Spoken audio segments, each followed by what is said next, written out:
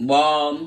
नमः सोमाय च रुद्राय नमः ताम्राय च अन्नाय नमः शङ्गाय पशुपतये नमः उग्गाय च भीमाय नमः अग्नेपदाय च दूरवेदाय च नमो हन्ते शरणीये च नमो विक्षेप्य अर्हेशेभ्य नमस्काराय नमः शम्भवे च नमो भवे च नमः शङ्कराय च महेश्वराय च नमः शिवाय च शिवधराय च नमस्तीत्याय च कुल्याय च नमः भाग्याय शाबत्याय नमः प्रधनाय श्रोत्राय नमः आतर्याय शालत्याय नमः शास्याय च भीम्याय नमः सिगत्याय च भवात्याय च नमः रीत्याय च भवत्याय नमः शिलाय च शैलाय च नमः गभीरे च प्रत्यय नमः गोष्ठ्याय च गेयाय नमः तप्याय गेह्याय नमः गाढ्याय गत्रेशाय नमः हिदव्याय निवेश्याय नमः भागं शव्याय रजस्याय नमः हस्याय हरिद्याय नमः लौभ्याय शौलभ्याय नमः